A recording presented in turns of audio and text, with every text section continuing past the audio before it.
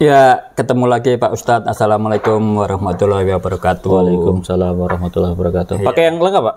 Assalamualaikum warahmatullahi wabarakatuh. Shalom. Oh, betul. Namo Buddhaya. Om Swastiastu. Salam kebajikan. Salam kebajikan. Rahayu, Rahayu, rahayu. Ulang. Ya, ulang. Mulai lagi aja. Iya. Cek lagi. Yuk. Ya, jumpa lagi Pak Ustadz. Assalamualaikum warahmatullahi wabarakatuh. Waalaikumsalam warahmatullahi wabarakatuh. Pak Ustadz. Pak Ustadz yang nyebut membalas yang komplit tadi. Oh, ini saya aja. Hah? Ya enggak lah, beda. Oh, gitu. Kan Saya responnya. Oh, responnya. Jadi Waalaikumsalam, Shalom itu. Oh, ya gitu. Saya Jadi nungguin. saya masih menjaga seolah-olah saya masih takut dengan salam itu. Iya. Saya soalnya menghargai Pak Ustadz. Tuh nanti saya tanya, "Loh, Pak Ustadz boleh mengucapkan salam itu?" Nah, gitu kan. Coba berkembang. Oke. Ya, jumpa lagi Pak Ustadz. Assalamualaikum warahmatullahi wabarakatuh. Waalaikumsalam warahmatullahi wabarakatuh. Shalom. Salam. Namo Buddhaya. Om Swastiastu. Salam kebajikan. Selamat sejahtera. Rahayu. Rahayu Pak Ustadz. Terus terang saya agak kaget Pak Ustadz. Saya tadi sudah hati-hati banget untuk menyampaikan salam itu. Tapi ternyata Pak Ustadz menyampaikan juga salam itu dengan cara yang lain. Ya, itu sudah menjadi salam yang biasa dilakukan oleh presiden atau pemuka agama ya ketika dalam acara lintas agama itu hal yang lumrah sih, sudah lumrah Pak. Oke, jadi kalau dalam hal ini kan misal presiden itu kan karena kapasitasnya sebagai pemimpin sebuah bangsa dengan aneka suku dan budaya dan agama. Tapi kalau secara pribadi seperti apa itu Pak Ustadz menyampaikan itu? Secara pribadi itu kalau saya kan sering nongkrong sama teman-teman pemuda lintas agama. Jadi salam itu akan saya ucapkan karena menghormati mereka yang berbeda agama begitu. Kan kalau misalnya Assalamualaikum Islam, kemudian Shalom itu buat teman-teman Kristen dan Katolik itu beda ya Pak Ben ya, Kristen sama Katolik. Beda. Kemudian juga buat yang Buddha Namo Buddhaya, kemudian buat yang Hindu Om Swastiastu. Untuk yang nasionalnya salam sejahtera, kemudian salam kebajikan bisa. Atau Kayak Rahayu kan general juga. Teman-teman spiritual sering pakai salam itu. Tapi di sana kita pernah ketemu juga dengan teman-teman yang lain. Mereka mencoba untuk membatasi diri untuk tidak menggunakan salam-salam yang lain karena mereka mungkin takut. Ada rasa ketakutan. Betul. Ada ketakutan karena memang yang paling utama kalau yang memang mereka masih memegang. Nanti kita bahas ya nanti tentang tipe agama. Ada salah satunya itu nanti ya fanatik, nanti kita bahas tuh. Maaf, ini bukan tipe agamanya mungkin ya. Tipe penganutnya. Tipe agama yang kita jalani. Jadi tipenya. Jadi tipe penganutnya. Tipe penganutnya, bukan agamanya. Tipe penganutnya. Oke, karena menurut aku kalau agama itu sendiri udah bagus seperti itu. Udah bagus. Tapi kalau penganutnya barangkali mensikapi dengan tipe cara berarti tipe penganut agama. Oke, ini agama secara umum ya. Secara umum. Artinya bukan hanya dari golongan agama tertentu. Enggak, semuanya karena namanya agama akan membawa kepada tipe-tipe ini sih Pak. Mau dia apapun itu, termasuk yang nggak punya agama juga sebenarnya. Sebetulnya ada ya. Yang tidak beragama pun punya tipe seperti itu. Sama. Contoh, misalnya dia ateis ataupun agnostik sekalipun, dia akan menjadi fanatik. Jadi ateis yang fanatik. Walaupun dia bilang non-believer ya, tidak pernah percaya, tapi dia ngotot gitu bahwa ateis atau agnostik yang paling benar. Itu aja udah bagian dari fanatisme itu sendiri. Ada ya, ateis tapi meyakini dengan keyakinan fanatik itu. Iya, karena nanti jatuhnya dia menyalahkan. Kenapa sih kamu masih punya Tuhan? Ya gitu ya, bagi yang ateis, yang agnostik. Kenapa sih kamu punya ngapain sih beragama? Gitu. Kalau kita desak gitu, saya membayangkan begini. Seorang ateis yang fanatik ketika kita desak untuk mengungkapkan pemahamannya itu, kalau dia sampai sampai ke titik kulminasinya, mungkin dia bisa menyatakan gini, mungkin nggak, demi Tuhan saya tuh nggak percaya adanya Tuhan. Ya bisa, itu pernah viral juga tuh Pak Ben, jadi sebuah sumpah. demi Tuhan saya tidak percaya Tuhan gitu. Memungkinkan juga ya? Memungkinkan karena itu sama kayak pernyataan kesaksian itu, Pak Ben. Saya bersaksi bahwa tiada Tuhan, gitu kan. Jadi dia bersaksinya putus di situ. Putus di situ. Tidak dilanjutkan lagi, dia stop di situ. Hanya untuk membenarkan statement dia yang nggak punya Tuhan. Itu sebenarnya pernyataan Tuhan itu. Tanpa dia meyakini Tuhan itu sendiri, gitu. Hanya untuk menjatuhkan mereka yang bertuhan. Hey, demi Tuhan kamu nih, gitu. Saya tidak percaya, saya nggak bertuhan, gitu. Kalau saya menangkapnya itu mereka yang di konten itu ya, karena dia di konten itu yang viral itu dia sebagai orang yang dianggap ateis di situ, hanya untuk bercanda sama teman-teman yang meyakini Tuhan, demi Tuhan saya tidak bertuhan, gitu. Oke. Nah, ini tentu sebuah sebuah keputusan pribadi ya, yang artinya ketika dia sudah meyakini itu ternyata memang tidak bisa diintervensi. Nggak bisa, Pak. Kalaupun intervensi ya nanti paling lari ke debat sih. Intervensi ada misalnya contoh ya, Pak Ben coba intervensi ini, saya sebagai orang Islam, Pak Ben sebagai misalnya penganut keyakinan gitu, penganut penghayat keyakinan atau pejalan spiritual. Coba nih mengintervensi saya, kok ngapain beragama misalnya? Karena saya punya keyakinan yang kuat terhadap agama saya, ya saya nggak akan pernah mau ikut apa yang intervensi yang Pak Ben coba pengaruhi ke saya. Dia akan lawan. Tidak mau ikut dan mau melawan itu bagian dari fanatis. Iya, makanya 7. Bukan, maksud saya gini, apakah sebetulnya memang fanatisme itu diperlukan dalam beragama? Sangat diperlukan. Diperlukan. Sebatas apa? Saya bahkan bilang sangat loh, Pak Ben. Sangat dibutuhkan. Sangat dan dibutuhkan. Kenapa? Karena dasar dari kita itu beragama itu harus total yakin dulu. Yakin total harus dibangun keyakinan. Pasrah, total percaya. Secara totalnya itu kan memunculkan fanatisme, gitu. Dan total itu nanti lari ke mati-matian, dan nanti larinya ke membela mati-matian apa yang kita yakini, gitu. Niat baiknya adalah menjaga keyakinan saya agar tidak terganggu oleh intervensi dari luar itu. Nah, saya harus menjaga itu karena keyakinan kan sebenarnya rapuh, mudah digoyang. Ya digoyang gimana, Bapak? Mudah dijatuhkan ya. Karena makanya ada misionarisme ya kalau di agama Kristen itu, ya itu kan cara merapuhkan dengan doktrin-doktrin agama. Contohnya dia nggak punya agama atau awalnya misalnya agamanya Islam, dan Kristen kan ya doktrin itu. Kalau di Islam kan dakwah. Jadi contoh kita sedang berdakwah di komunitas yang agamanya lain, ya kita akan menyuguhkan doktrin-doktrin Islam agar orang terpengaruh dan kemudian ngikut kepada keyakinan kita. Nah, fanatisme itu hadir untuk membentengi keyakinan kita yang rapuh itu agar kuat. Makanya ditolak, dilawan. Kalau dalam Islam mungkin itu bagian dari rukun ya, atau seperti apa? Makanya itu ada dalam syahadat kalau di Islam itu. Saya bersaksi bahwa dia Tuhan, selain Allah, dan saya bersaksi bahwa Nabi Muhammad adalah utusan Allah. Makanya dipagari dengan rukun iman itu kan? Harus percaya dengan kitab-kitab, dengan utusan. Kalau di Syar sendiri kan rukun Islam. Rukun Islam. Islam yang 5 itu, kemudian diperkuat lagi dengan rukun iman. Makanya imannya dari ke Allah sampai dengan qadar dan qadar itu. Tapi gini, Pak Ustadz, banyak juga teman-teman kita yang di luar sana itu berpendapat gini, mencurigai. Mungkin ini bisa diluruskan nanti. Fanatisme itu kadang-kadang berujung pada tindakan destruktif. Seperti apa? Seperti apa ini? Apa yang salah ketika dia berujung pada tindakan destruktif?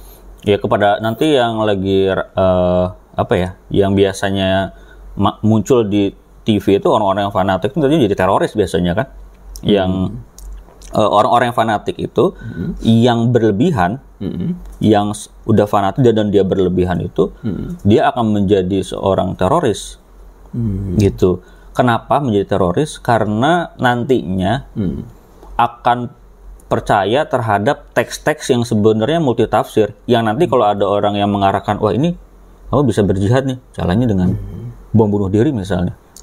Itu bisa sangat diarahkan karena dia memakai satu dalil dengan tafsiran yang diinginkan oleh si pembawa berita itu atau pendakwah itu, kemudian nanti diarahkan gitu. Nah, kalau yang bagus ya alhamdulillah, nanti jadinya membawa Islam yang damai, Islam yang rahmatan lil alamin. Tapi kalau misalnya dia destruktif dalam artian, wah ini ada orang kafir di rumah ibadah ini, yuk kita bom. Karena yang harus ada di muka bumi ini hanya agama Islam ini misalnya.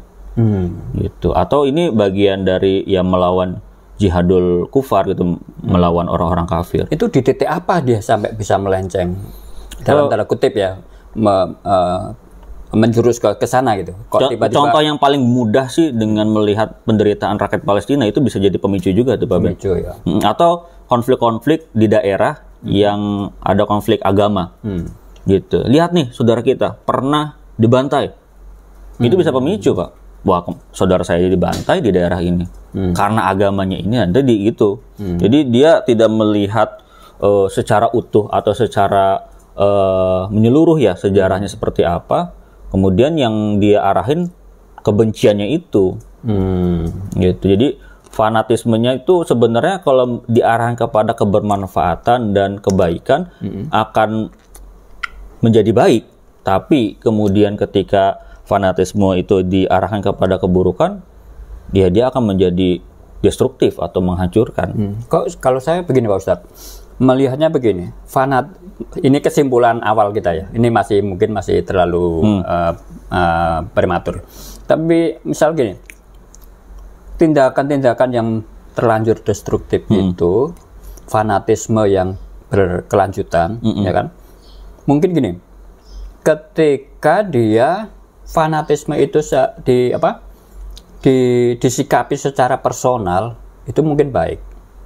Tapi ketika fanatisme itu secara komunal, kelihatannya akan cenderung lebih ada potensi di sana untuk ini ya. Atau seperti apa? Saya melihatnya, menangkapnya seperti itu. Iya, ada beberapa ulama ya yang saya kagum itu ada istilah seperti itu. Kita keras ke dalam, tolong tidak ditafsir yang kemana-mana nih Pak Ben. Memang harus keras ke dalam. Kalau keluar, ya harus biasa aja. Biasanya itu harus ke dalam Pak Ben ya. Harus ke dalam. Kalau keluar biasanya udah lembek berarti Pak Ben. Oh gitu. Kalau ke dalamnya keras, nggak bisa ke dalam. Perlu upaya. Jadi keluar itu karena kan kita akan bergesekan ataupun berbenturan dengan orang lain. Maka kerasnya kita itu akan menjadi destruktif atau menjadi potensi ribut, potensi baku hantam. Maka lebih baik kerasnya itu atau fanatisme itu ke dalam diri. Karena komunal itu bukan hanya diri kita yang kita coba keraskan ya, ataupun yang kita coba apa istilahnya ya? Sikapi. Kita agitasi, kita sikapi terhadap apa yang kita yakini itu. Orang lain kan punya banyak perbedaan kan. Bisa aja yang saya yakini A, orang lain B. Bahkan C dan sebagainya. Saya setuju sih dengan pernyataan itu, Pak Ben. Jadi fanatisme itu akan menjadi baik ketika untuk diri kita sendiri. Berlaku personal. Tapi ketika arahnya kepada komunal, kepada orang lain, secara sosial, kita harus coba bisa membaur. Dalam istilahnya itu, kita itu bisa membaur tapi jangan sampai terpengaruh. Gitu. Nah ini menarik Pak Ustadz.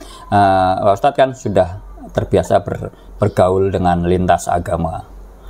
Konon malah terakhir ke Borobudur segala ya. Iya, waktu jadi panitia. Nggak takut nanti terjerumus? Nggak takut sih Pak Ben, karena memang dasarnya adalah saya menjadi panitia di sana. Satu itu. Yang kedua Pak Ustadz sudah meyakini, udah yakin sendiri sebetulnya. Udah. Dengan apa yang sudah diyakini sudah. Nafsi, masa masing-masing aja gitu. Jadi saya punya keyakinan ini ya, saya di sana ya tugas kemanusiaan aja, membantu karena ada teman yang beragama Buddha di sana butuh tim sebagai bukan wartawan ya, jurnalisnya karena saya punya background nulis dan kemudian nulis berita online. Diajak di situ backgroundnya itu, jadi sana sebagai yang ngeliput, yang foto, kemudian menulis kayak gitu. Jadi saya tugas di sana ya ibaratnya kerja lah, ngebantu sebagai panitia gitu. Tapi gini, ketika Pak Ustadz taruh ada misi edukasi kan, untuk misal memberikan pemahaman yang tepat untuk ketika diskusi dengan teman-teman lintas agama itu, tetap terbersit nggak niatan-niatan? Ayo kamu Oh iya, itu malah jadi ini bercandaan yang lucu di komunitas. Oh bisa. Istilah login itu Pak Ben. Ya, ibarat kita syahadat ya. Ya kan kita gampang loh kalau di Islam. Kalau di Kristen itu harus dibaptis dan dicemplungin gitu bilang. Kalau di Hindu itu kayak gimana, di agama kayak gimana. Kalau kita cuma mengucap saja gitu. Biasa aja. Asyhadu gitu. Jadi pas salaman asyhadu gitu. Jadi bercanda kita kayak gitu dan mereka ya saya juga hafal, saya bilang gitu. Kalau kamu ngomong ya saya juga ikutin dan tapi itu gimana? Padahal itu kan syarat utama. Ketika kita sudah membaca itu, berarti dia sudah. Ya kalau dalam Islam sendiri sudah login definisi iman itu adalah diyakini dalam hati, diikrarkan dengan mulut, dalam lisan, dan dilakukan dalam perbuatan. Dia baru di berarti tahap di tahap 2 malah sudah dia melewati yang 1. Diyakini dia nggak yakini, tapi dia di lisan. Sudah lisan. Dia cuman ngomong, tapi kalau yakinnya tidak dan tindakannya nggak ada, makanya dia harus meyakini ya yang ada di rukun Islam dia lakukan, yang di rukun iman dia lakukan juga. Itu harus dulu tuh, setelah itu nanti mengamalkan mulai dari sholatnya gitu kan, zakatnya dan sebagainya. Itu cuman kayak semacam hanya dalam mulut saja. Kalau mulut gampang Pak, yang ngomong doang kan. Gitu. Jadi memang unik ya dalam beragama ini bukan fokus di agamanya, tapi di penganutnya. Jadi, penganutnya ya. Karena biasa gini, selalu dalam bahasa yang Pak Ben bilang itu selalu ada bahasa gini. Jangan lihat agamanya, tapi lihat orangnya. Ini bukan salah agamanya, tapi salah orangnya. Dalam memaknai setiap tuntunan yang ini. Dia kurang komplit atau kurang tepat gitu maksudnya. Iya, karena itu sama juga konteks itu kayak terjadi juga di dalam sebuah, misalnya ada yang kita anggap ya suku tertentu itu dibilangnya suka ini gitu, punya keburukan ini. Kita harus bisa pisahin kan antara orangnya, antara sukunya sama tindakannya. Jangan sampai ya suku ini ya akan selalu ini gitu. Generalisir gitu. Jangan dulu, karena ada aja kan yang sukunya sama tapi tindakannya nggak seperti itu gitu. Kan ada semacam itu, jangan nikah sama suku ini nanti bisa ini gitu. Ya itu kan generalisir aja. Belum tentu. Gitu. Itu masalah didikan orang tua dan sebagainya mempengaruhi kan. Juga ya. Memang agama dekat sih, artinya bersentuhan langsung dengan budaya. Bersentuhan. Karena itu tergantung asal dari agama itu sendiri. Islam dari Arab. Pasti yang bau-bau Arab itu akan kental di dalamnya, karena itu akan terjadi sebuah akulturasi antara budaya dan agama gitu ya. Jadi yang dulu apa? Yang lebih dahulu menurut Pak Ben, budaya atau agama dulu? Budaya. Ya budaya. Setelah budaya. Karena kita lahir langsung berbudaya. Langsung berbudaya kan? Iya. Agama itu lahir setelah dia membutuhkan tuntunan. Nah. Ya kan? Ketika dia berbudaya, dia berkembang. Loh, budaya kamu itu begini-begini, batasan budaya kamu mempraktikkan budaya ini, kamu punya tindakan gini, konsekuensinya terhadap lingkungan ini. Dan agama berperan di situ kan? Gitu. Iya, menjadi benteng ataupun batas ya untuk bahwa agama ini ya untuk berbudaya ini ya, nantinya ada benturan-benturan dalam perbedaan dalam agama itu ya, masalah budaya itu kan.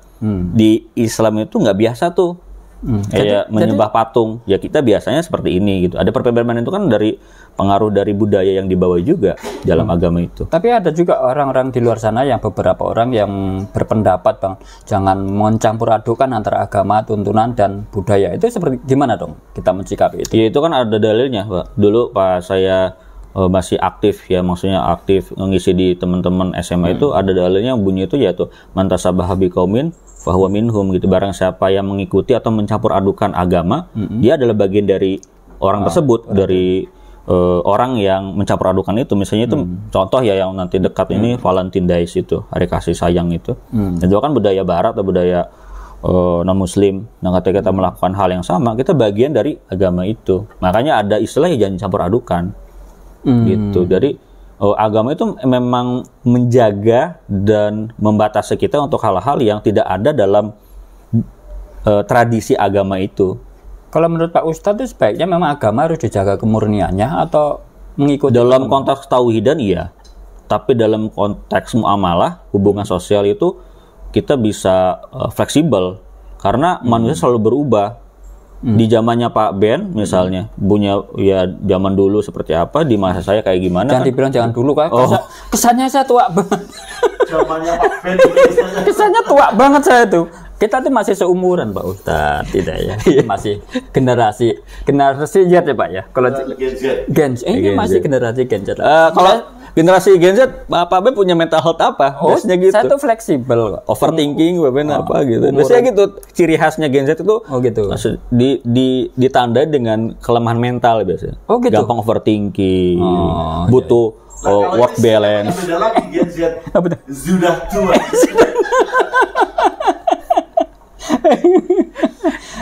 Tapi gini, teman-teman sana ini agak sedikit menyimpang antara umur, ya kan, umur biologis dan umur psikologis, umur Fisiologis spiritual. sama psikologis Itu berbeda. Kadang-kadang orang hanya terjebak hanya di umur biologis. Tapi gini Pak Ustadz, kita menarik tentang sikap-sikap yang tadi. Fanatis. Sebelum itu, tapi ada yang lain yang perlu kita kupas lebih dalam, Pak Ustadz. Seperti apa? Yuk, kita ngopi dulu. Udah waktunya kita langsung ke masjid. Ya, masjid, yuk masjid. Oke. Bisa ada Pak.